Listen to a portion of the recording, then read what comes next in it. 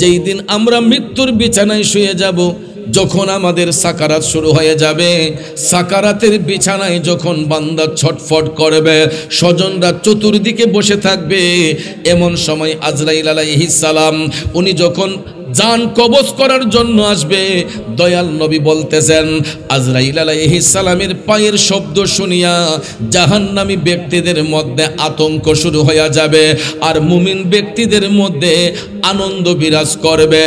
আল্লাহর হাবিব বলতেছেন মুমিন ব্যক্তির যখন সাকারাত শুরু হবে, মুমিন ব্যক্তিদের মৃত্যুর যন্ত্রণা এতটা হয় না, কারণ মুমিন ব্যক্তিদের কাছে আজরাইল আলাইহিস সালাম যখন আয়েশা জান কবজ করতে আসবে, হাতের স্পর্শ করার সঙ্গে সঙ্গে মুমিন ব্যক্তিরা হাসি মুখে জীবনটা দিয়ে দিবে।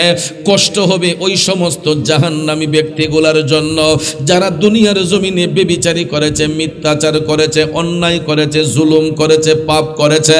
ওই ব্যক্তিগুলা যখন মৃত্যুর বিছানায় শুইবে, ওই ব্যক্তিগুলা যখন মৃত্যুর বিছানায় শুইবে, তাদের যখন সাকারাত শুরু হবে, মৃত্যুর ফেরেশতা আজরাইল আলাইহিস সালাম তাদের কাছে এমন একটা ভয়ঙ্কর রূপ ধারণ করে আসবে। এই রূপটা দেখার সঙ্গে সঙ্গে ওই সাকারাতকৃত ব্যক্তির মধ্যে এমন একটা হেজিটেশন শুরু হয়ে যায়, এমন একটা পেরেশানি শুরু হয়ে যায়।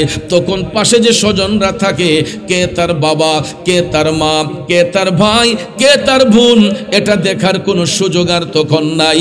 কেউ কাউকে চিনতে পারে না। বন্ধুরা আমার, বাবাজিরা, আমরা দেখবেন ওই সময়ে শিয়রে দাঁড়াইয়া সাকারাতকৃত ব্যক্তিকে ডাক দিয়া কই, আব্বা আমারে চিনছেন নি, আমি আপনার ছেলে অমুক। ছোট ভাই ডাক দেয়া কয়, বড় ভাই সাহেব চিনছেন নি, আমি আপনার ছোট ভাই অমুক। যতই অনয় বিনয় করে বলি না কেন, সাকারাতের মুহূর্তে কেউ কাউকে চিনতে পারে না। ওই ব্যক্তি তার স্বজনদেরকে চিনতে পারে না। ওই মুহূর্তে ওই ব্যক্তির চোখগুলা থাকে মৃত্যুর ফেরেশতা আজরাইল আলাইহিস সালামের দিকে। আর আজরাইল আলাইহিস সালাম ওই ব্যক্তিদেরকে যখন হাত স্পর্শ করে, তখন তাদের কাছে মনে হয় যেন 7 আসমান ভেঙে তাদের বুকের মধ্যে পড়েছে। এত একটা কষ্ট তাদের যন্ত্রণা হয়। আল্লাহর হাবিব বলতেছেন ওই জাহান্নামী ব্যক্তিগুলার জান কবজ করার সময় আজরাইল যখন তাদেরকে থাবা দেয়, আজরাইল যখন তাদের জান কবজ করার জন্য গলায় চিপ দেয়, তখন ভাইয়েরা আমার কণ্ঠনালী থেকে ঘের ঘের শব্দ বের হয়।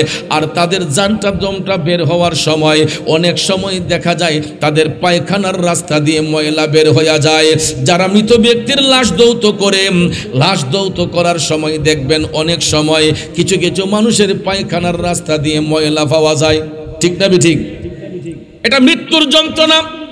কিন্তু মুমিন ব্যক্তি যখন মারা যায়, মুমিন ব্যক্তিদের এই রকম কোনো হাল হয় না, এই রকম কোনো অবস্থা হয় না।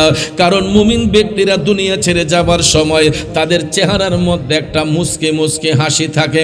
কি থাকে?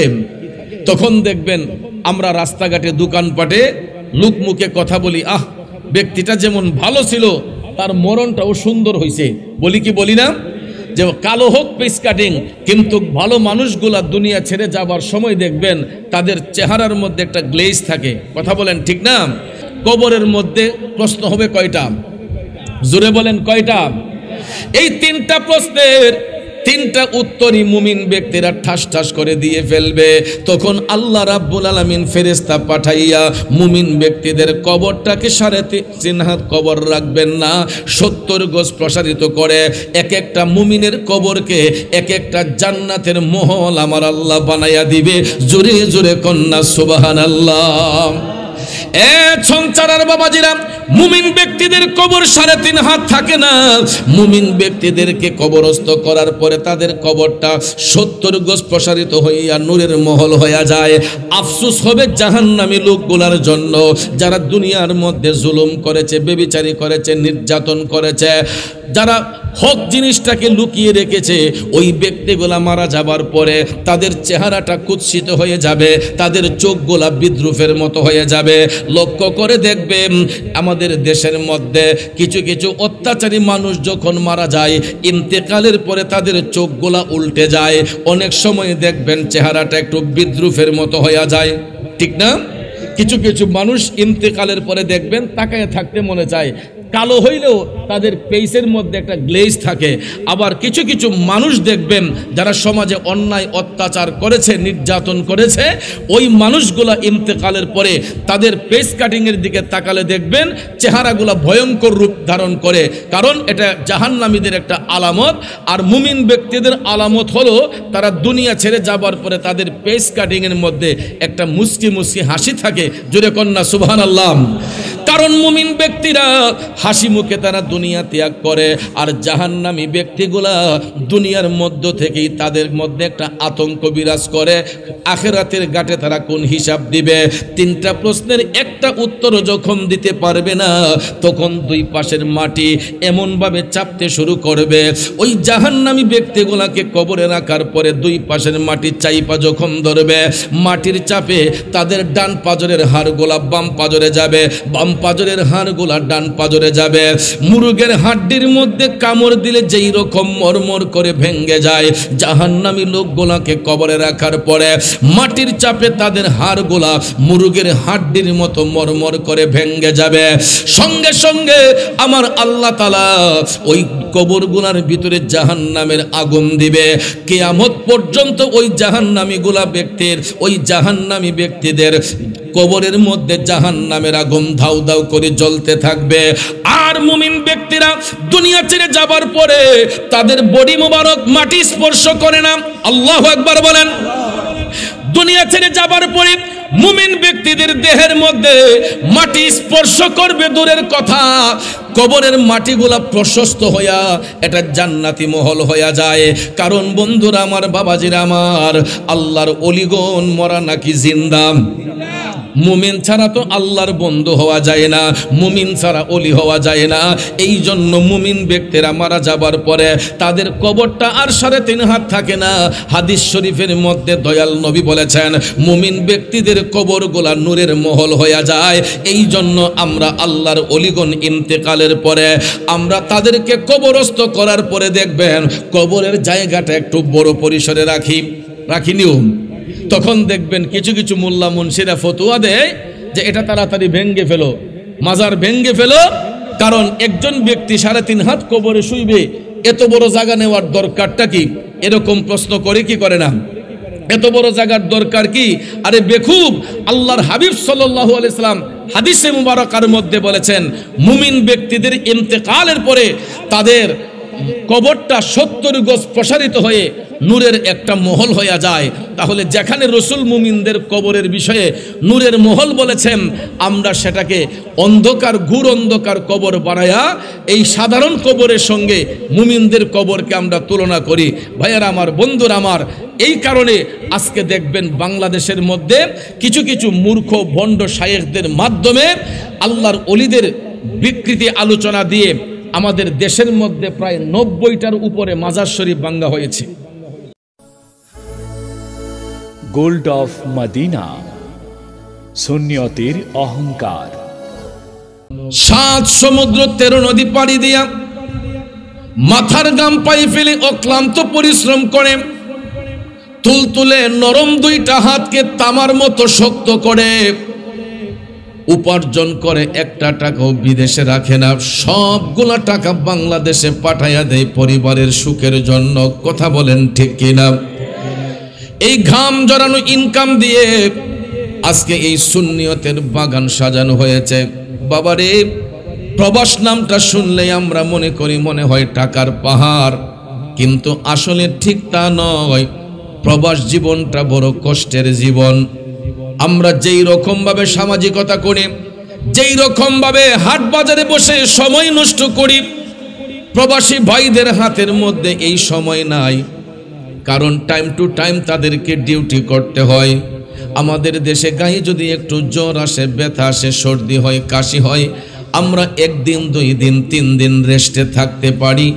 কিন্তু আমি গত 2 সপ্তাহ আগেও যখন সৌদি আরবে ছিলাম, আমার নিজের চোখে দেখেছি শরীরের মধ্যে জ্বর, গায়ে ব্যথা, অনেক রোগ ব্যাধিতে আক্রান্ত, কিন্তু ডিউটি কিন্তু ক্ষমা নাই, ডিউটি করতেই হচ্ছে। কারণ বাজান, এই প্রবাস জীবনটা এত একটা কষ্টের জীবন রে, যারা প্রবাসে থাকে একমাত্র তারাই বুঝতে পারে। এত কষ্টের জীবনের মধ্যেও পরিবার যখন সুখে থাকে, শান্তিতে থাকে, ওই প্রবাসী ভাইগুলার মনের মধ্যে তখন আনন্দ পায়। কিন্তু অনেক সময় দেখা যায় বাংলাদেশের মধ্যে মা মারা যায়, মা মারা যায়, ভাই মারা যায়, বোন মারা যায়। বিদেশি প্রবাসীরা যখন সংবাদ পায় তার বাবা মারা গেছে, মা মারা গেছে, দুইটা চোখ দিয়া যদিও ভিডিও কলের মাধ্যমে বাবার লাশটা দেখতে পায়, মায়ের লাশটা দেখতে পায়, জীবিত থাকা অবস্থায় অনেক প্রবাসীরা ইচ্ছে থাকা সত্ত্বেও বাবার জানাজা পড়তে পারে না, মার জানাজা পড়তে পারে না। আওয়াজ করে বলুন ঠিক না বিঠে? এই কষ্টের একটা জীবন, এত কষ্টের জীবন, ইচ্ছে করলেই ভিসা হয় না, পাসপোর্ট হয় না, টিকিট হয় না, যার কারণে বাবার জানাজা পড়তে পারে না, মার জানাজা পড়তে পারে না। এই প্রবাসী ভাইগুলা বুকের মধ্যে চাপা কষ্ট রেখে প্রবাস জীবনটা কাটায়। আজকে তাদের ঘাম জড়ানো ইনকাম দিয়ে এই নবী প্রেমের বাগান সাজানো হয়েছে। বলুন এই মাহফিল হওয়াতে আমরা খুশি না বেজার?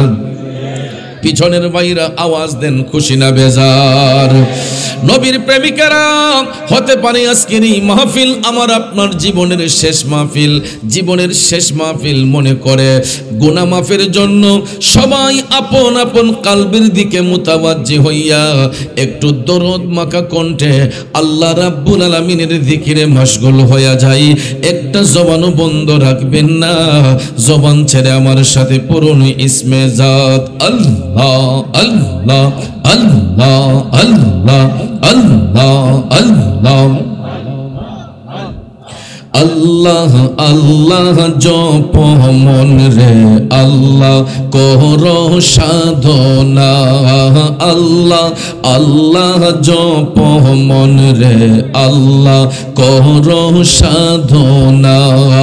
আল্লাহর নামটি না লইলে, আল্লাহর নামটি না লইলে কলব জিন্দা হবে না।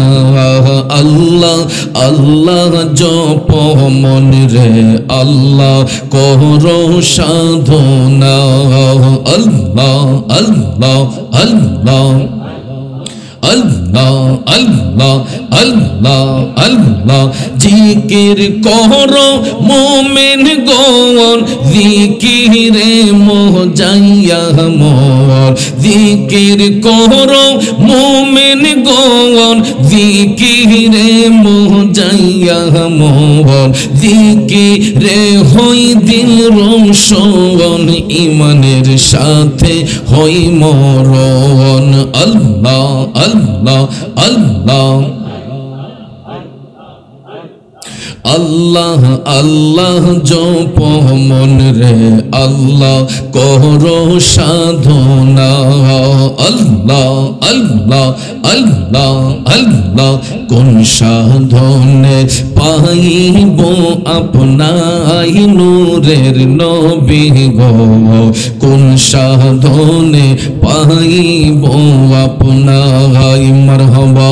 আল্লাহ আল্লাহ আল্লাহ আল্লাহ আল্লাহ আল্লাহ আল্লাহ আল্লাহ আল্লাহ বনের যত পশু ভক্তি করত নবীর দুই চরণ, পাখি এসে বাতাস করত গা আইনুরের নবী গো, কোন সাধনে পাইব আপনাই মারহাবা।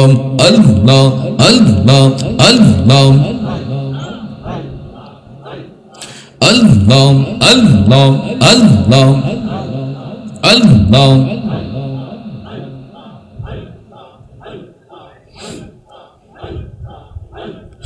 লা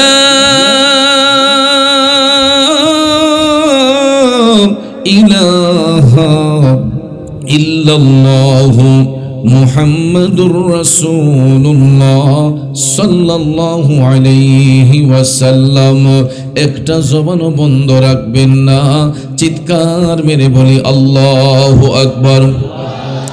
আর একটু মায়ার সুরে বলি ইয়া রাসূলুল্লাহ। চিৎকার মেরে বলুন ইয়া ওয়ালি আল্লাহ। বিসমিল্লাহির রহমানির রহিম।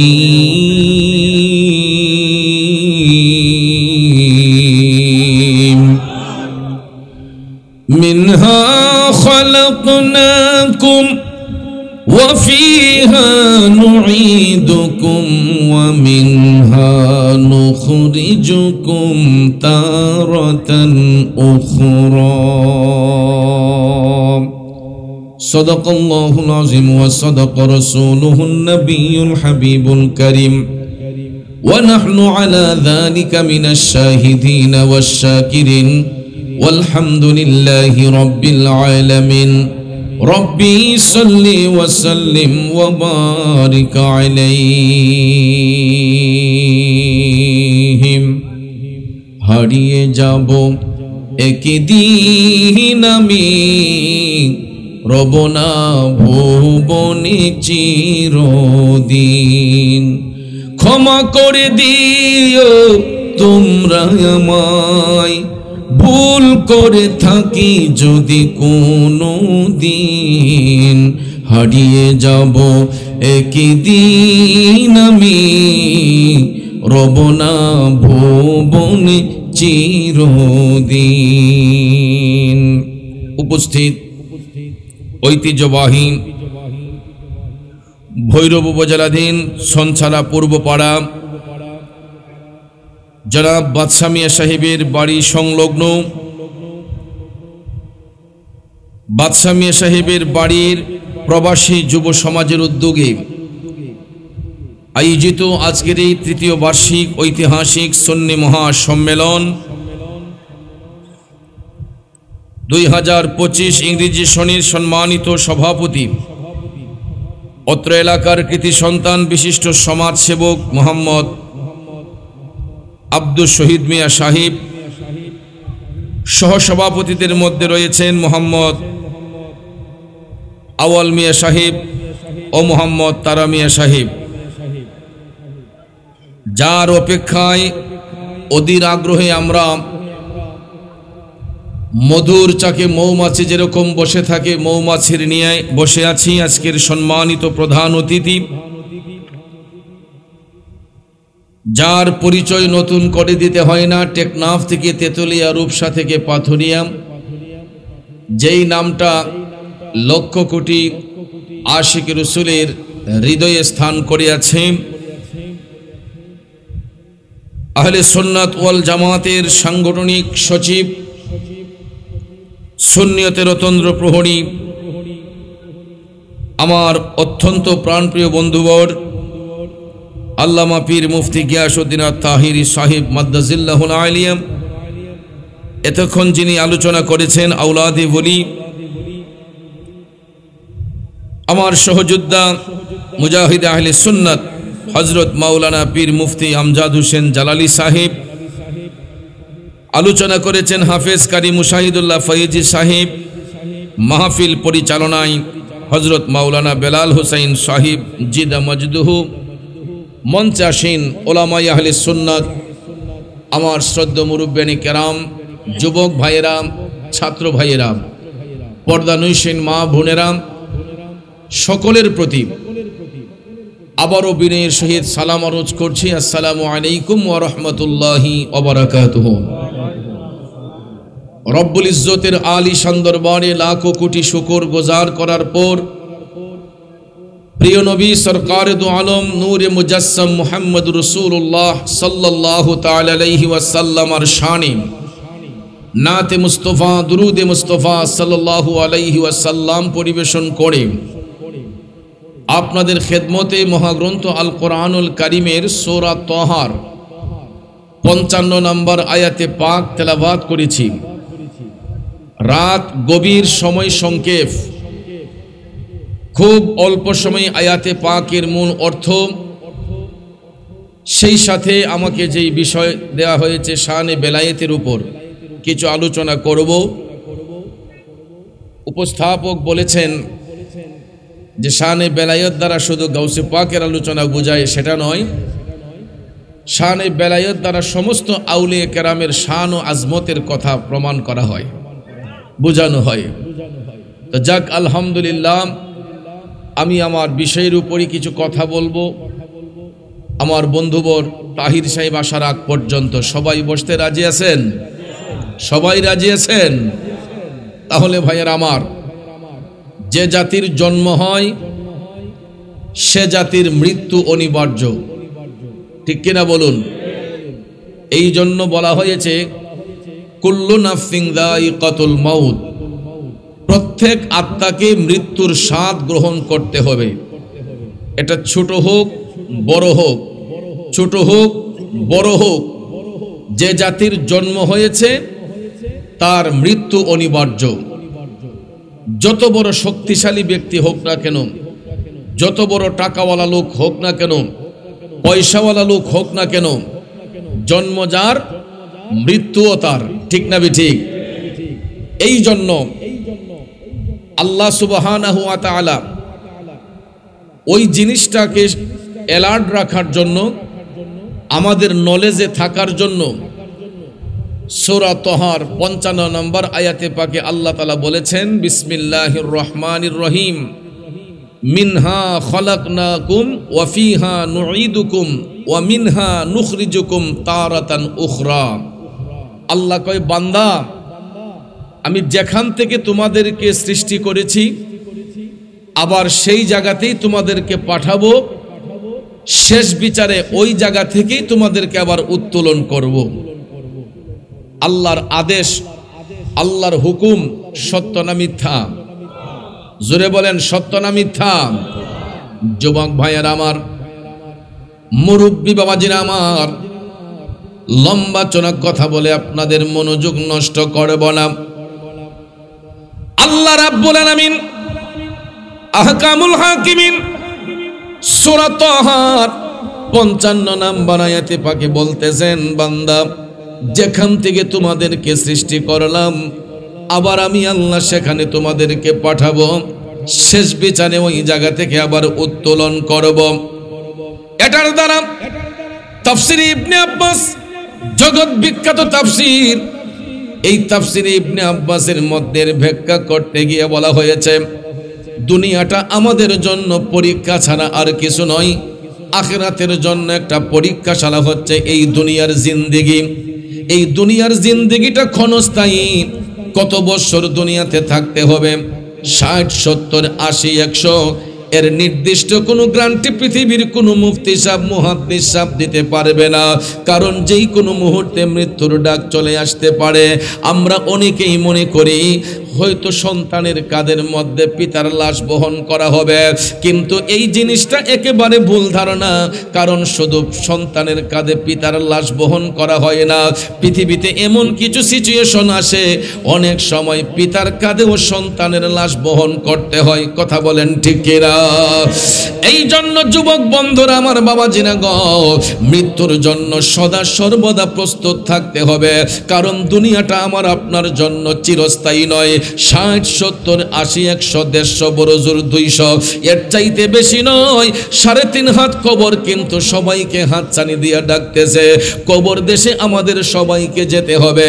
তাইলে বলুন, কবরের জিন্দেগিটা আমরা আলোকিত করতে চাই নাকি অন্ধকার করতে চাই? হাদিস শরীফের মধ্যে আল্লাহর হাবিব সাল্লাল্লাহু আলাইহি ওয়াসাল্লাম ইরশাদ করেন, যেই দিন আমরা মৃত্যুর বিছানায় শুয়ে যাব, যেই দিন আমরা মৃত্যুর বিছানায় শুয়ে যাব, যখন আমাদের সাকারাত শুরু হয়ে যাবে, সাকারাতের বিছানায় যখন বান্দা ছটফট করবে, স্বজনরা চতুর্দিকে বসে থাকবে, এমন সময় আজরাইল আলাইহিস সালাম উনি যখন জান কবজ করার জন্য আসবে, দয়াল নবী বলতেছেন, আজরাইল আলাইহিস সালামের পায়ের শব্দ শুনিয়া জাহান্নামী ব্যক্তিদের মধ্যে আতঙ্ক শুরু হয়ে যাবে, আর মুমিন ব্যক্তিদের মধ্যে আনন্দ বিরাজ করবে। আল্লাহর হাবিব বলতেছেন, মুমিন ব্যক্তির যখন সাকারাত শুরু হবে, মুমিন ব্যক্তিদের মৃত্যুর যন্ত্রণা এতটা হয় না। কারণ মুমিন ব্যক্তিদের কাছে আজরাইল আলাইহিস সালাম যখন আয়েশা জান কবজ করতে আসবে, হাতের স্পর্শ করার সঙ্গে সঙ্গে মুমিন ব্যক্তিরা হাসি মুখে জীবনটা দিয়ে দিবে। কষ্ট হবে ওই সমস্ত জাহান্নামী ব্যক্তিগুলোর জন্য যারা দুনিয়ার জমিনে বেবিচারি করেছে, মিথ্যাচার করেছে, অন্যায় করেছে, জুলুম করেছে, পাপ করেছে। ওই ব্যক্তিগুলা যখন মৃত্যুর বিছানায় শুইবে, ওই ব্যক্তিগুলা যখন মৃত্যুর বিছানায় শুইবে, তাদের যখন সাকারাত শুরু হবে, মৃত্যুর ফেরেশতা আজরাইল আলাইহিস সালাম তাদের কাছে এমন একটা ভয়ঙ্কর রূপ ধারণ করে আসবে।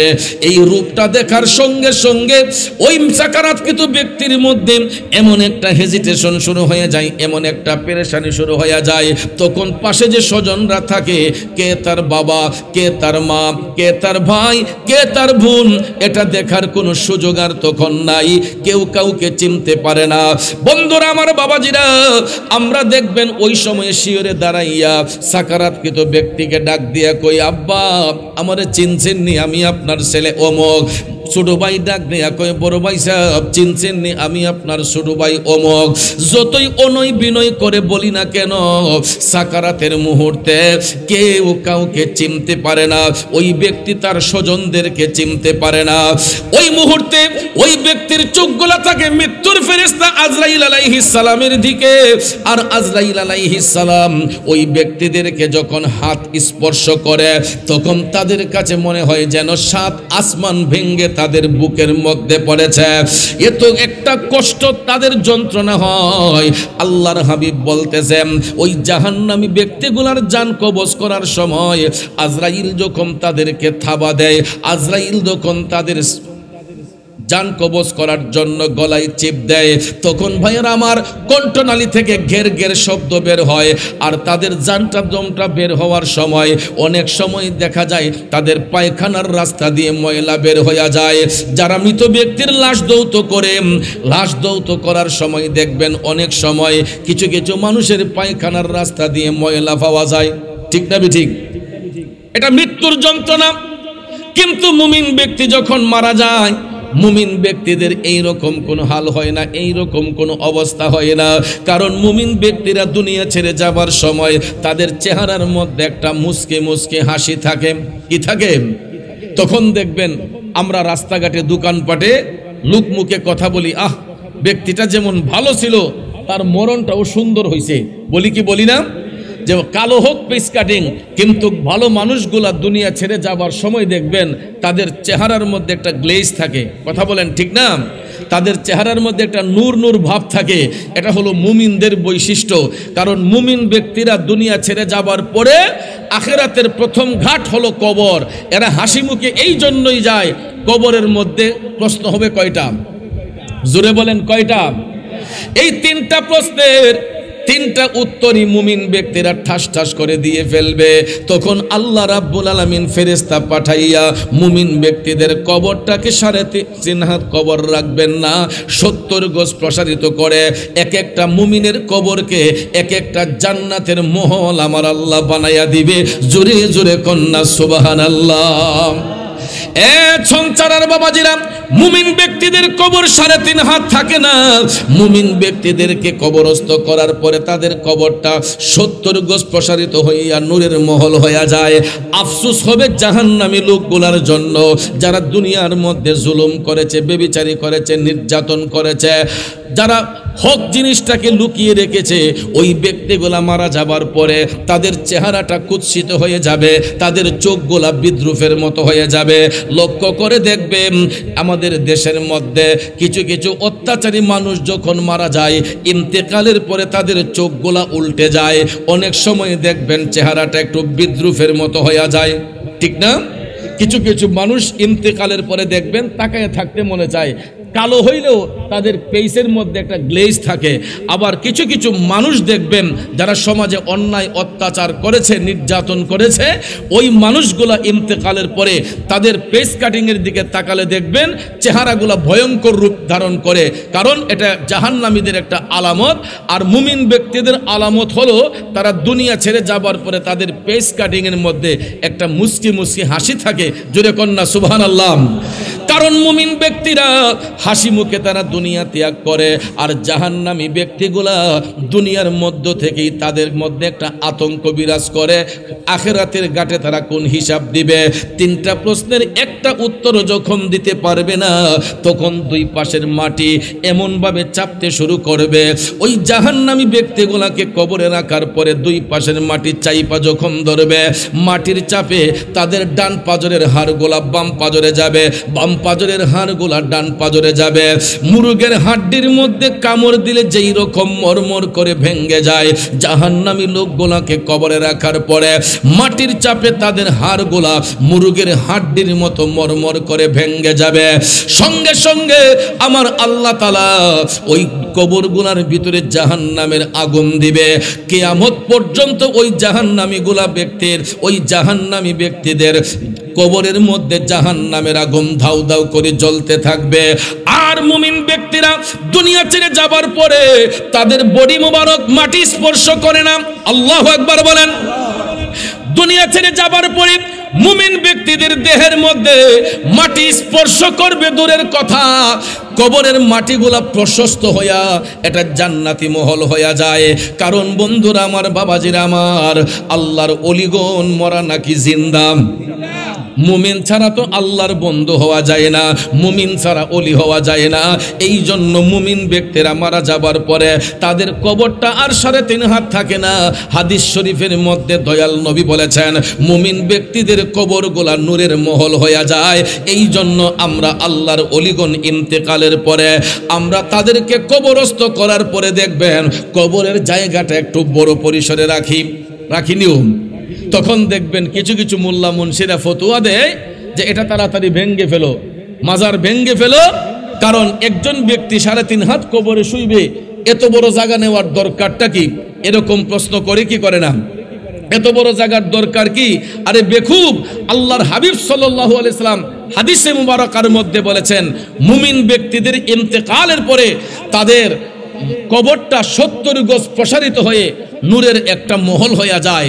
তাহলে যেখানে রসুল মুমিনদের কবরের বিষয়ে নূরের মহল বলেছেন, আমরা সেটাকে অন্ধকার, ঘুর অন্ধকার কবর বানায়া এই সাধারণ কবরের সঙ্গে মুমিনদের কবরকে আমরা তুলনা করি। ভাইয়ারা আমার, বন্ধুরা আমার, এই কারণে আজকে দেখবেন বাংলাদেশের মধ্যে কিছু কিছু মূর্খ ভণ্ড শায়েখদের মাধ্যমে আল্লাহর ওলিদের বিকৃতি আলোচনা দিয়ে আমাদের দেশের মধ্যে প্রায় 90টার উপরে মাজার শরীফ ভাঙ্গা হয়েছে। আজকে আমি যখন ব্রাহ্মণবাড়িয়া বাঞ্ছারামপুর দিয়ে যাচ্ছি, আমার বাবাজিরা, বন্ধুরা, আমি লক্ষ্য করে দেখলাম কিছু কিছু মাজার শরীফ আছে।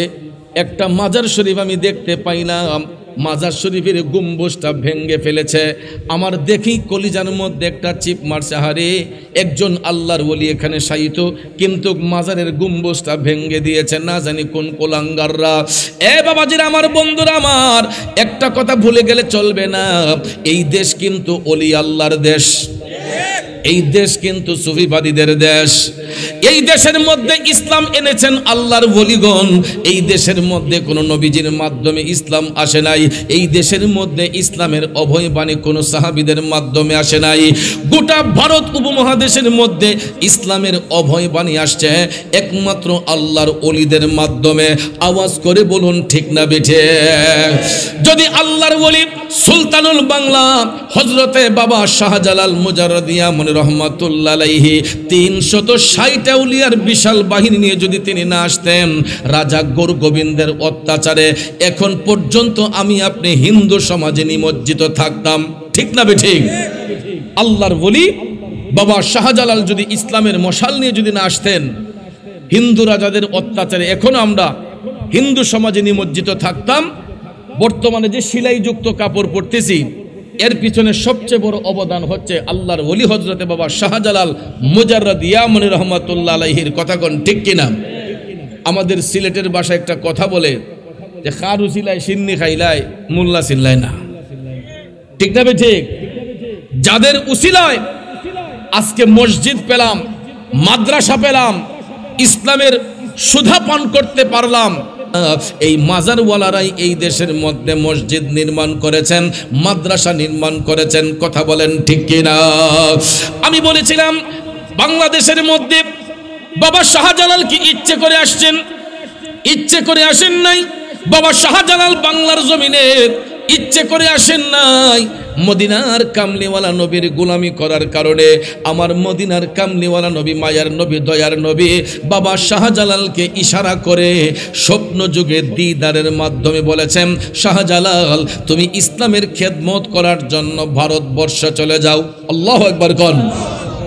যখন রসুল দিদার করেছিলেন, যখন রসুল দিদার করেছিলেন, হযরত বাবা শাহজালালের বয়স তখন মাত্র 12 বছর। কয় বছর? মাত্র 12 বছর। কারণ তিনি জন্মের পরেই পিতা হারিয়েছেন, মা হারিয়েছেন, তিনি শৈশবেই এতিম হয়ে গিয়েছিলেন। বাবা শাহজালাল জীবনী পড়ে দেখবেন তিনি শৈশবেই এতিম হয়ে গেছিলেন, মাও নাই বাবাও নাই, একজন এতিম সন্তান ছিলেন হযরতে বাবা শাহজালাল। সর্বশেষে মা বাবার ইন্তেকালের পরে উনি চলে গেলেন ওনার আপন মামা সৈয়দ আহমেদ কবির রেফাই, ওনার সান্নিধ্যে চলে গেলেন। স্নেহ মমতায় বড় হতে লাগলেন। মামা এবং ভাগনা দুইজন একসঙ্গে মোরাকাবা মুশাহাদা করেন, নামাজ রোজা বন্দেগী করতেছেন। কারণ সৎসঙ্গে স্বর্গবাস, অসৎসঙ্গে সর্বনাশ। গ্রাম্য ভাষায় একটা কথা বলে না, সৎসঙ্গে স্বর্গবাস, অসৎসঙ্গে সর্বনাশ। বাবা শাহজালাল জন্মের পরে পিতা হারিয়েছেন, মা হারিয়েছেন, কিন্তু তিনি এমন একটা সঙ্গ পেয়েছেন, ওনার মামাও ছিলেন একজন সাধক পুরুষ এবং একজন আল্লাহর ওলি। জুড়ে কোন সুবহানাল্লাহ। নবীর বংশের উত্তরসূরি সৈয়দ আহমেদ কবির রেফাই বাবা শাহজালালের আপন মামা, মামা এবং ভাগিনা দুইজন যখন রেওয়াজত করতেছেন, বন্দেগী করতেছেন, রাতের বেলা হযরতে শাহজালাল এশারের নামাজ পড়ে তাহাজ্জুদের পূর্ব মুহূর্তে তিনি ঘুমের মধ্যে চলে গেলেন। বাজান রে, ঘুমের মধ্যে যাবার পরে হঠাৎ দেখা যায় রাত নিশীতে আমার মদিনার কামলিওয়ালা নবী, মায়ার নবী, দয়ার নবী শাহজালাল বাবার স্বপ্নের ঘরে আইসা হাজির হইয়া গেছে। আরো জোরে জোরে কন্যা সুবহানাল্লাহ। আরে নবীর দিদার যাদের নসিব হয়েছে, নিশ্চিত জান্নাতি তারা হয়েছে, ঠিক কিনা? এ বন্ধুরা আমার, বাবাজিরা, শাহজালাল মুজাররদিয়া মনি রহমাতুল্লাহ আলাইহি স্বপ্নের গড়ে 12 বছর বয়সে আমার মদিনার কামলিওয়ালা নবী, মায়ার নবীর দিদার পাইলেন। মদিনার কামলিওয়ালা নবী বাবা শাহজালালকে বলেছিলেন, এ শাহজালাল, আর তোমাকে ইয়ামেন দেশে থাকতে হবে না, দিন প্রচারের জন্য তুমি ভারতবর্ষে চলে যাও। জাস্ট এতটুকু বলে হযরতে বাবা শাহজালাল স্বপ্ন থেকে জাগ্রত হইয়া তিনি হেজিটেশন বুক করতেছেন, কি করব রে, আমার দয়াল নবী আদেশ করেছেন, এটা তো মানতেই হবে। একইভাবে ওই রাতের মধ্যে ওনার মামা সৈয়দ আহমেদ কবির রেফাইও তিনিও যখন ঘুমের ঘরে গেলেন, দেখা যায় ওনার স্বপ্নের ঘরেও আমার মদিনার কামলিওয়ালা নবী আইসা হাজির হয়ে গেছেন। রসুল বলতেছেন, হে আহমেদ কবির, তোমার ভাগিনা শাহজালালকে তুমি ভারতবর্ষে পাঠাইয়া দাও দিন প্রচারের জন্য, ইসলাম প্রসারিত করার জন্য। তখন সৈয়দ আহমেদ কবির রেফাই তিনিও স্বপ্ন থেকে জাগ্রত হইয়া চিন্তা করতেছেন, দয়াল নবী আদেশ করেছেন মাহারা বাবাহারা সন্তানটাকে একা আমি পাঠিয়ে দেব ইয়ামেন দেশে, নবীর আদেশ তো অবশ্যই অবশ্যই রক্ষা করতে হবে। এই বলে তিনি ভাবতেছেন শাহজালালের কাছে কেমনে সংবাদটা আমি দেই। দেখা যায় হঠাৎ করে ফজরের আজানের ধ্বনি শোনা যায়, তারা তাহাজ্জুদের নামাজ পড়তে পড়তে হঠাৎ করে দেখা যায় আজানের ধ্বনি শোনা যায়, আসসালাতু খায়রুম মিনান নাওম,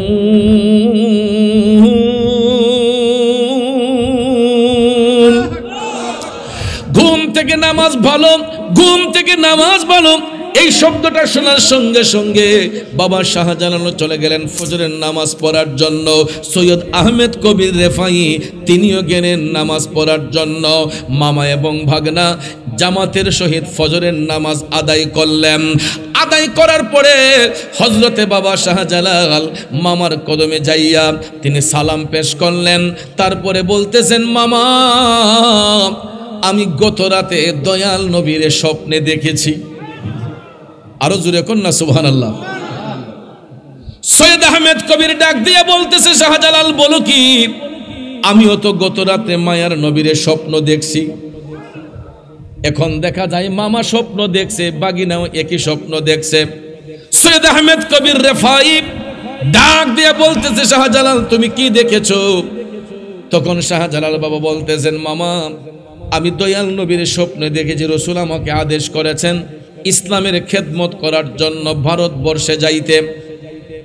সঙ্গে সঙ্গে সৈয়দ আহমেদ কবির টপ টপ করে চোখের পানি ছেড়ে কান্না শুরু করে দিয়ে বলতেছেন, শাহজালাল আমিও তো নবীজির স্বপ্নে দেখেছি, দয়াল নবী আমাকে বলেছেন আহমেদ কবির তোমার বাগনা শাহজালালকে ভারতবর্ষে দিনের খেদমতের মধ্যে উৎসর্গ করে দাও।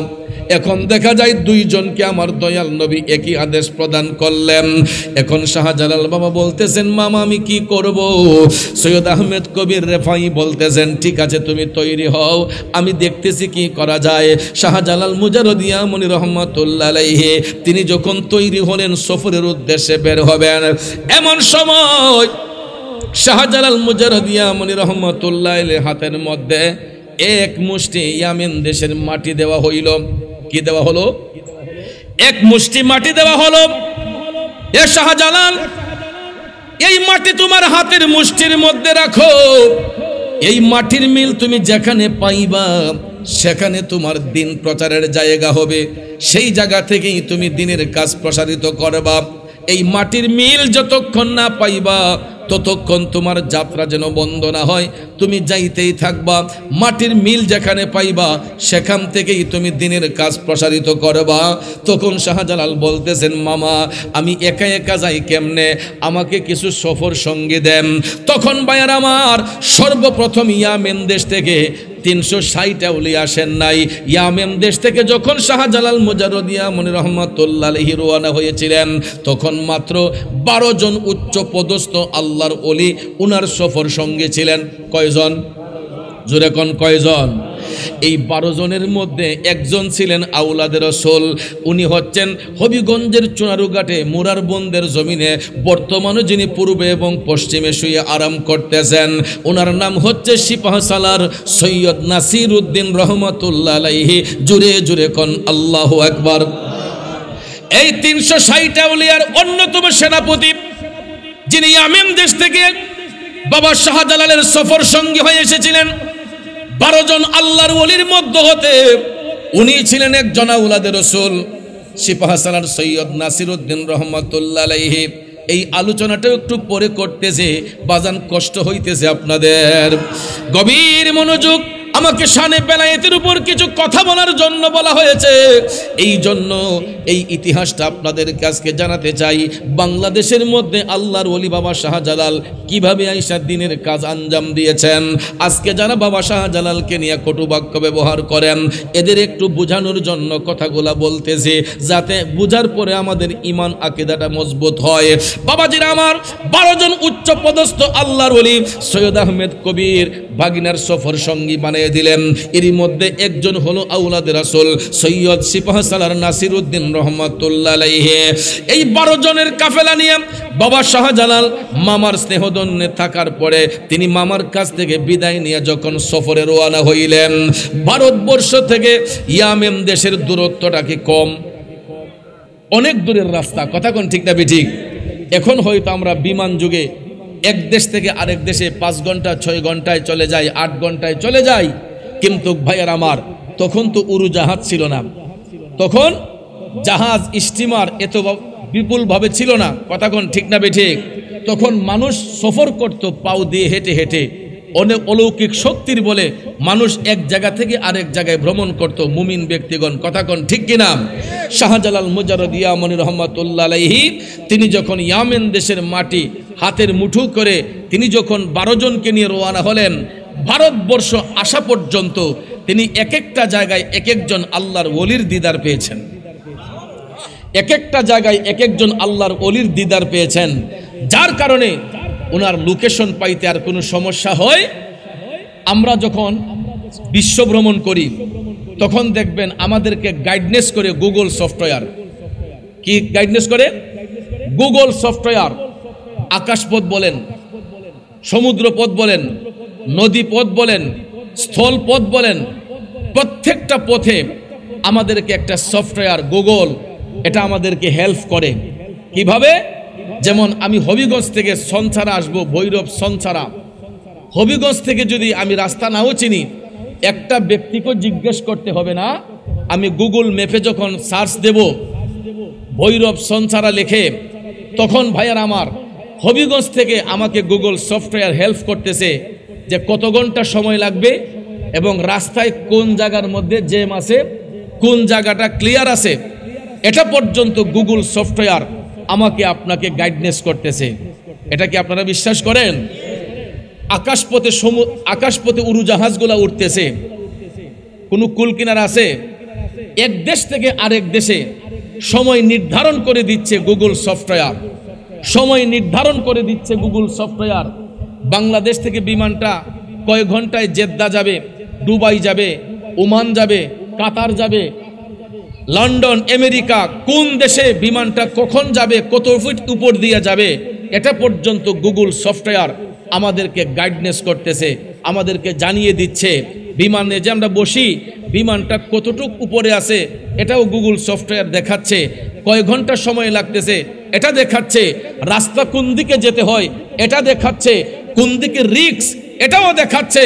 তাহলে আপনারা বলুন, গুগল সফটওয়্যার একজন মানুষ তার জ্ঞানকে প্রয়োগ করে এই সফটওয়্যারের আবিষ্কার করছে। কথা কোন ঠিক না ঠিক?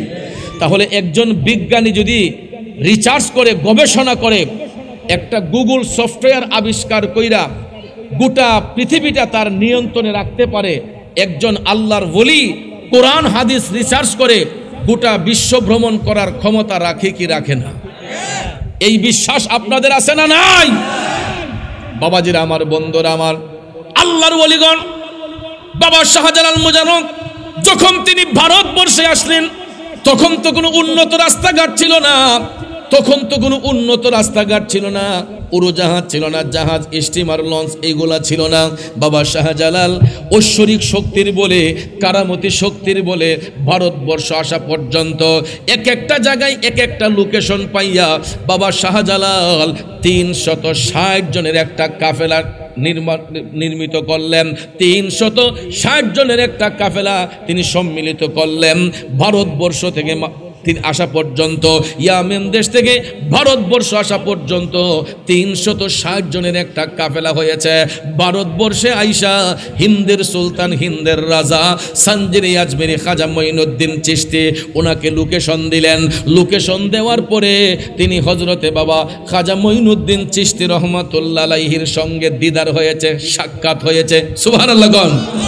360 আউলিয়ার বিশাল বড় কাফেলা নিয়ে হিন্দুস্তানের রাজা বাবা খাজা গরিবে নওয়াজ রহমতুল্লাহ আলাইহির সাক্ষাৎ যখন হলো, তখন খাজা মঈনুদ্দিন চিশতি বাবা শাহজালালকে বললেন যে হুজুর, আপনি এখানে অবস্থান করবেন না, কারণ আপনার জায়গা আরো রয়েছে, কারণ এখানে যেই হিন্দু রাজা পিতৃরাজ ছিল তাকে পরাজিত করার জন্য আমি মঈনুদ্দিনই যথেষ্ট। তখন তিনি পরামর্শ দিলেন যে শ্রীহট্টে একজন আউলাদ রসুল, শ্রীহট্টে একজন আউলাদ রসুল যিনি ইসলামের অভয়বাণী প্রচার করতেছেন কিন্তু প্রকাশ্যে করতে পারছেন না, তিনি গোপনে গোপনে ইসলামের শাসনগুলা তিনি কায়েম করতেছেন, ইসলামের বিধানগুলা পালন করতেছেন। ওনার নাম হচ্ছে সৈয়দ বুরহানুদ্দিন রহমাতুল্লাহ আলাইহি, যিনি সুরমা নদীর পাড়ে উপশহর রোড দিয়ে যাওয়ার সময় ব্রিজটা পার হয়ে হাতের ডান পাশে গিয়ে বা গুগলে সার্চ দিবেন সৈয়দ বুরহানুদ্দিন। ভাইয়ার আমার, তিনি বাংলাদেশের সর্বপ্রথম মুসলিম ব্যক্তি ছিলেন, মুসলিম পরিবার ছিলেন, এবং বাংলাদেশের মধ্যে সর্বপ্রথম মুসলিম শহীদ হলো ওনার কলিজার টুকরা সন্তান শিশু গুলজারে আলম। শিশু গুলজারে আলম বাংলাদেশের সর্বপ্রথম শহীদ মুসলমান। কারণ ব্যক্তি স্বার্থে নয়, নিজের স্বার্থে নয়, ইসলামের স্বার্থে আকিকার গোশতের একটা হাড্ডি রাজা গৌরগোবিন্দের বাড়ির সামনে পড়ার কারণে পিতার সামনে এই রাজা গৌরগোবিন্দ শিশু গুলজারে আলমকে গলা কেটে জবাই করেছে। নাউজুবিল্লাহ বলেন। কারবালার মাধ্যমে যেই রকম ভাবে আহলে বায়াতের স্মৃতিচারণে ইসলামের সুদা আমরা পেয়েছি, বাংলাদেশের মধ্যে ইসলামটা শিশু গুলজারে আলমের রক্তের বিনিময়ে পেয়েছি। খাজা মঈনুদ্দিন চিশতি বললেন, ও শাহজালাল, শ্রীহট্ট অভিমুখে যান, কারণ সিলেটের পূর্ব নাম ছিল শ্রীহট্ট। হট্ট মানে গন্ডগোল, হট্ট মানে কি গন্ডগোল। তিনি বলতেছেন আপনি শ্রীহট্ট অভিমুখে যান, কারণ সেখানে রাজা গৌরগোবিন্দ মুসলিমদের উপর নির্যাতন করতেছে, আপনি ওই দিকে রওনা করেন। তখন তিনি লোকেশন বলে দিলেন। এই লোকেশন অনুযায়ী তিনি বুরহানুদ্দিন রহমতুল্লাহ আলাইহিকে মুরাকাবার ঘরে পাইয়া বুরহানুদ্দিন রহমতুল্লাহ আলাইহি তিনি রাস্তা দেখালেন। তখন বাবা শাহজালাল সেই ইয়ামেন দেশ থেকে রওনা হয়ে ভারতবর্ষ পাড়ি দিয়ে আস্তে আস্তে আস্তে সুরমা নদীর তীরবর্তী স্থানে যখন আসলেন, ওনার 360 জনের একজনের নাম হচ্ছে চাশনি পীর। নাম কি? চাশনি পীর। চাশনি পীর নাম হলো কেন? সুরমা নদীর পাড়ের মাটি বাবা শাহজালাল মুজাররদ ইয়ামনি রহমতুল্লাহ আলাইহির হাতের মাটি তিনি জিহ্বার মধ্যে লাগিয়ে টেস্ট করেছিলেন, যেটাকে সয়েল টেস্ট বলা হয়। কি টেস্ট বলা হয়? বর্তমানে বিজ্ঞানীরা দেখবেন অনেক অণুবীক্ষণ যন্ত্র দিয়ে সয়েল টেস্ট করে, মাটির গভীরতা, এখানে ব্রিজটা কতটুকু মজবুত হবে, ভিত্তিপ্রস্তরটা কতটুকু মজবুত হবে, সয়েল টেস্ট করে এটা ইঞ্জিনিয়ার সাহেবরা আমাদেরকে রেজাল্ট দেন। আর আল্লাহর অলিগণ কেমন ইঞ্জিনিয়ার দেখেন, হযরতে চাশনি পীর রহমাতুল্লাহ আলাইহি ওনার জিহ্বার মধ্যে লাগায়া তিনি সয়েল টেস্ট করেছেন। তিনি বলতেছেন বাবা শাহজালালকে যে হুজুর মাটির মিল পেয়ে গেছি,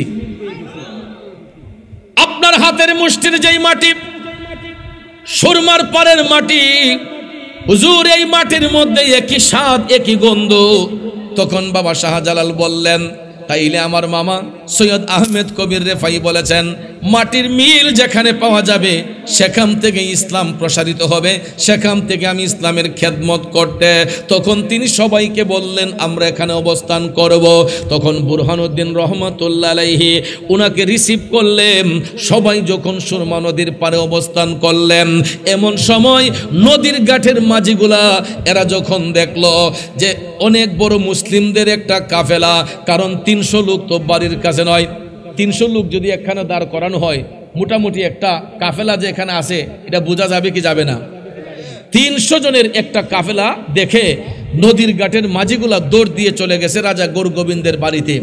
গিয়ে বলতেছে, রাজা মশাই আপনি যে এখানে বসে আছেন, ওই দিকে সুরমার পারে বিশাল বড় এক মুসলিমদের কাফেলা আসছে।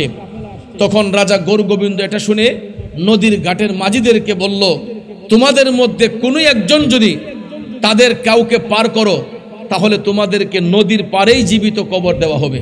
নাউজুবিল্লাহ বলেন।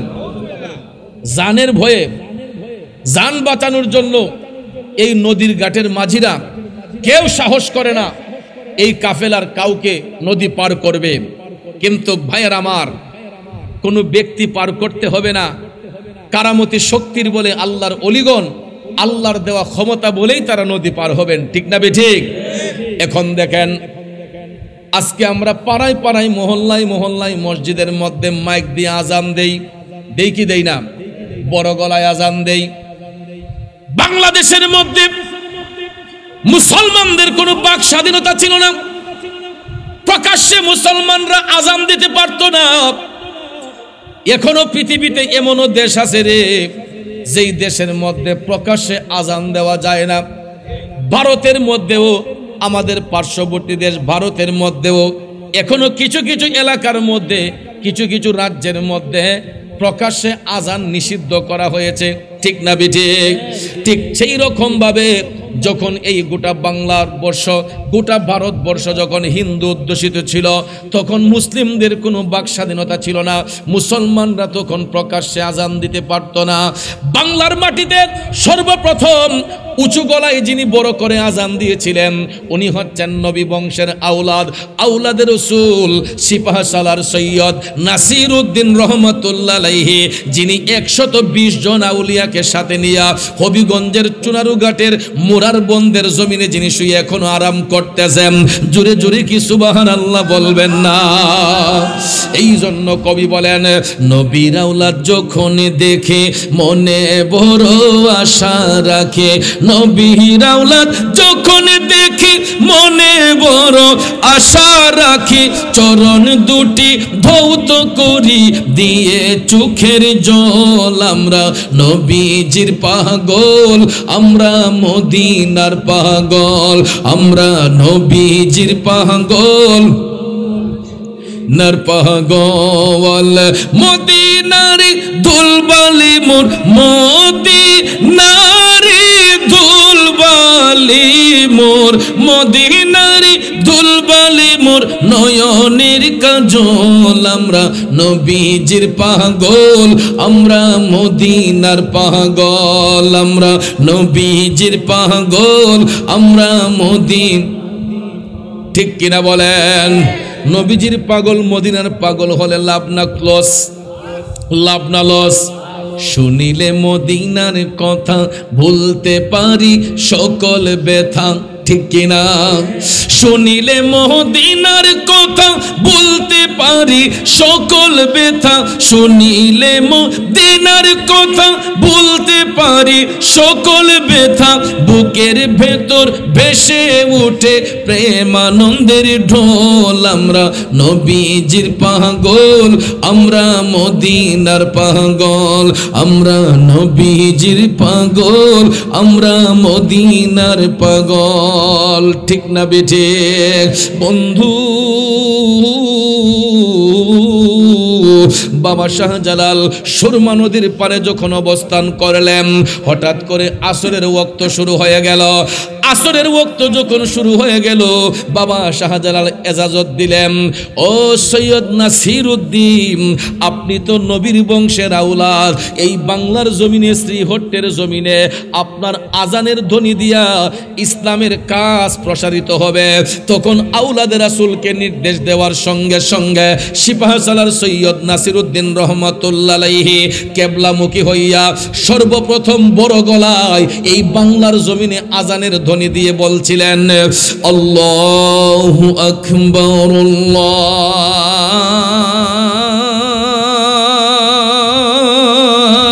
আল্লাহু আকবার। এই শব্দটার পাওয়ার আছে না নাই? এই শব্দটার পাওয়ার কতটুক হতে পারে? বাবাজি, আমাদের দেশের যেই অস্ত্রগুলা বা বিদেশি যেই অস্ত্রগুলা, এগুলার একটা নির্দিষ্ট পাওয়ার আছে। তার ফায়ারটা কতটুক দূরে যাবে, এটার অ্যাকশনটা কতটুক হবে, এটার একটা নিয়ন্ত্রণ আছে, আছে না? কিন্তু আল্লাহু আকবার এটা এমন একটা শক্তিশালী অস্ত্র, এটার পাওয়ার কতটুক হতে পারে একমাত্র আল্লাহু আ'লামু, আল্লাহ তাআলাই ভালো জানেন। ঠিক না ঠিক? আল্লাহু আকবার, আল্লাহু আকবার। সৈয়দ নাসিরউদ্দিন সিপাহসালার আল্লাহর ওলি আওলাদ রাসূল যখন এই আজানের ধ্বনিটা দিলেন, বোমা মারতে হয় নাই, তরবারি মারতে হয় নাই, গুলি করতে হয় নাই, কামান ছুঁড়ে মারতে হয় নাই। আল্লাহু আকবার ধ্বনি দেওয়ার সঙ্গে সঙ্গে রাজা গোরগোবিন্দের দেয়ালের একটা ফটক ঠাস করে ধসে পড়ে গেছে। কোনো ঝড় তুফান নাই, ভূমিকম্প নাই, কিন্তু আল্লাহু আকবার ধ্বনির মধ্যে আমার আল্লাহ এমন একটা ভূমিকম্প দিছে রে। এই শব্দটা দেওয়ার সঙ্গে সঙ্গে খোলা আকাশের মধ্যে দাঁড়ায়া যখন বাবা সৈয়দ নাসিরউদ্দিন রহমাতুল্লাহ আলাইহি যখন আল্লাহু আকবার করে আহ্বান করলেন, রাজা গোরগোবিন্দের দেয়ালের একটা ফটক ঠাস করে ধসে পড়ে গেছে। ধসে পড়ে যখন গেল, বন্ধুরা আমার, রাজা গোরগোবিন্দ চমকে উঠল। এত বড় প্রাচীর, এত বড় শক্ত প্রাচীর, এটা কিভাবে পড়লো? সে টেনশন যুক্ত হয়ে গেছে, সে টেনশন যুক্ত হয়ে গেছে যে এটা কিভাবে সম্ভব, দেয়ালটা পড়লো কিভাবে। ভাইয়ের আমার, ওইদিকে নদীর ঘাটের মাঝিগুলা এরা যখন মিষ্টি মধুর কণ্ঠে আজানের ধ্বনি শুনছে, তখন তাদের অন্তরের মধ্যে ইশকের আগুন ধাউ ধাউ করে জ্বলতেছে। শুধু তারা কালেমা পড়ার বাকি, কিন্তু সৈয়দ নাসিরউদ্দিন রহমাতুল্লাহ আলাইহির আজানের ধ্বনিতে ওই সমস্ত হিন্দু নদীর ঘাটের মাঝে যারা ছিল, এদের অন্তরটা আস্তে আস্তে নরম হতে লাগলো। আজও পর্যন্ত আমাদের প্রতিবেশী হিন্দু ধর্মের অনেক ভাইয়েরা আমাদের ইসলাম ধর্মের যেই রীতি, ইসলামী অনুশাসন যেইগুলা, এইগুলা দেখে দেখে তারা স্বেচ্ছায় স্বইচ্ছায় জোর করতে হয় নাই, অনেক বিধর্মী হিন্দু ভাইয়েরা কালেমা পড়ে মুসলমান হয়ে যায়। কারণ পৃথিবীতে একটা ধর্মের কথাই আল্লাহ কোরআনে পাকে উল্লেখ করেছেন, এই ধর্মটাই হলো ইসলাম ধর্মের কথা। আওয়াজ দেন ঠিক না ঠিক? আমরা কোনো বিধর্মীকে চাপাইয়া ধর্মের প্রতি আকৃষ্ট করি না, কিন্তু অনেক বিধর্মীরা আমাদেরকে ব্ল্যাকমেইল করে চাপাইয়া আমাদেরকে তাদের ধর্মের দিকে নিতে উদ্বুদ্ধ করে। আমাদের বাংলাদেশেও এই ষড়যন্ত্র এখন চলে আসছে। আপনারা ঘুমায় আছেন, আপনারা এখনো সজাগ নয়। আমাদের বাংলাদেশেও এই ভাইরাসটা কিন্তু উত্তরবঙ্গের অনেক জায়গায় চলে এসেছে। ভাইয়ের আমার, এত সুন্দর লেবাস, এত সুন্দর তাদের পোশাক, দেখলে মনে হবে ফেরেশতার মতো মানুষ, কিন্তু এরা খ্রিস্টান ধর্ম প্রতিষ্ঠিত করার জন্য, খ্রিস্টান ধর্মকে বাস্তবায়ন করার জন্য আমাদের মুসলমানদের দাড়ি টুপি পাঞ্জাবিকে এরা ব্যবহার করে অনেক মানুষদেরকে পথভ্রষ্ট করে, উত্তরবঙ্গে অনেক মানুষদেরকে পথভ্রষ্ট করে এরা ইসলাম থেকে সরিয়ে নিয়ে যাচ্ছে। নাউজুবিল্লাহ বলেন। কিন্তু আমরা এখনো মায়ের পেটে আছি, কারণ আমরা এখন পর্যন্ত বিশেষ করে কয়েকটা ডিস্ট্রিক্ট, যেমন সিলেট পুরাটা বিভাগ এবং কিশোরগঞ্জ জেলা, আপনারা ভৈরব সহ, ব্রাহ্মণবাড়িয়া জেলা সহ, কুমিল্লা জেলা সহ, এই এলাকার বিশেষ করে এই সমস্ত এলাকার, চট্টগ্রাম সহ আমাদের এই সাইডের মানুষগুলা সুফিমনা মানুষ, তরিকত প্রেমিক মানুষ। আমরা আল্লাহর ওলিদেরকে ভালোবাসি। আওয়াজ দেন ঠিক না ঠিক? যেই কারণে এখনো আমরা আমাদের চোখ কান খোলা রেখে চলতেছি। কিন্তু উত্তরবঙ্গে মুসলমানরা যারা তাসাউফপন্থী মানুষরা, এরা অনেক কষ্টে দিন কাটাইতেছে। এদের চোখের সামনে দিয়া কিছু কিছু বাতিল ফেরকারা, এরা ইসলামের অনুশাসনকে নষ্ট করার জন্য, সুফিবাদকে নষ্ট করার জন্য, আল্লাহর ওলিদের দামান থেকে সরে যাওয়ার জন্য এরা দাড়ি টুপি জুব্বা এটাকে মডেল বানাইয়া এরা ইমানের বাজারে আগুন লাগাই দিতেছে। কথা কয় না? এই জন্য আমাদেরকে সজাগ থাকতে হবে। আজও পর্যন্ত মুসলিম ধর্মের কোনো ভাই কোনো বেদিনকে স্বেচ্ছায় ইসলাম এই জোর করে ইসলাম ধর্মে আনে নাই, তারা স্বেচ্ছায় কালেমা পড়ে মুসলমান হয়েছে। কথা কোন ঠিক কিনা? আমাদের দেশেও ইতিমধ্যে আমার মাধ্যমেও 2-4 জন লোক কালেমা পড়ে মুসলমান হয়েছে। আমি অধম গুনাহগারের মাধ্যমেও 2-4 জন হিন্দু ভাই তারা স্বেচ্ছায় মুসলমান হয়েছে। এর মধ্যে আপনাদের কিশোরগঞ্জ জেলায় মিঠামন থানায় একজন প্রাইমারি টিচারও তিনি আমার মাধ্যমে তিনি কালেমা পড়ে মুসলমান হয়েছেন। আলহামদুলিল্লাহ বলেন। তো এরকম ভাবে আমাদের সুন্নি আকাবেরদের মধ্যে আমি ওই দিন দেখেছি একজন খ্রিস্টান ধর্মের মানুষ, উনি স্বেচ্ছায় আমাদের শাইখুল হাদিস আল্লামা মুফতি আবুল কাসেম ফজলুল হক মাদ্দাজিল্লাহুল আলী হুজুরের হাতে উনি হাত রেখে তাওবা করে কালেমা পড়ে স্বেচ্ছায় মুসলমান হয়েছেন। কত সুন্দরভাবে তাকে গ্রহণ করা হয়েছে, ইসলাম ধর্মে তাকে ওয়েলকাম জানানো হয়েছে। এটার নামই হচ্ছে ইসলাম। ইসলাম মারামারি পছন্দ করে না, ইসলাম খুনাখুনি পছন্দ করে না, ইসলাম ঝগড়াঝাটি পছন্দ করে না। ঠিক কিনা বলেন? আর এই জিনিসটাই সুফিবাদের মধ্যে নাই, আউলিয়া কেরামদের মধ্যে নাই। বাবাজিরা আমার, যেই কথাটা আমি বলতে চেয়েছিলাম, বাবা শাহজালাল সুরমা নদীর পাড়ে অবস্থান করলেন, আজানের ধ্বনি দিলেন সৈয়দ নাসিরউদ্দিন বাবা, দেওয়ার সঙ্গে সঙ্গে নদীর ঘাটের মাঝিগুলার অন্তর আস্তে আস্তে শীতল হতে লাগলো। কিন্তু শীতল হলে কি হবে? এরা তো বাবা শাহজালালকে নদী পার করে না, নদী পার করে না। এখন তিনি নদী কিভাবে পার হবেন? আল্লাহু আকবার বলেন। মুরাকাবার মধ্যে বসলেন বাবা শাহজালাল।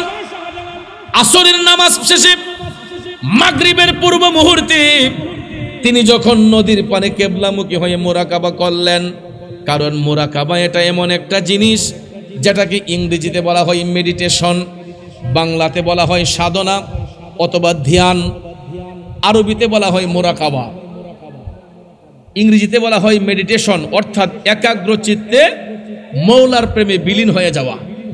একাগ্র চিত্তে মৌলার প্রেমে বিলীন হয়ে যাওয়া, ফানা হয়ে যাওয়া, এটারে বলা হয় মুরাকাবা।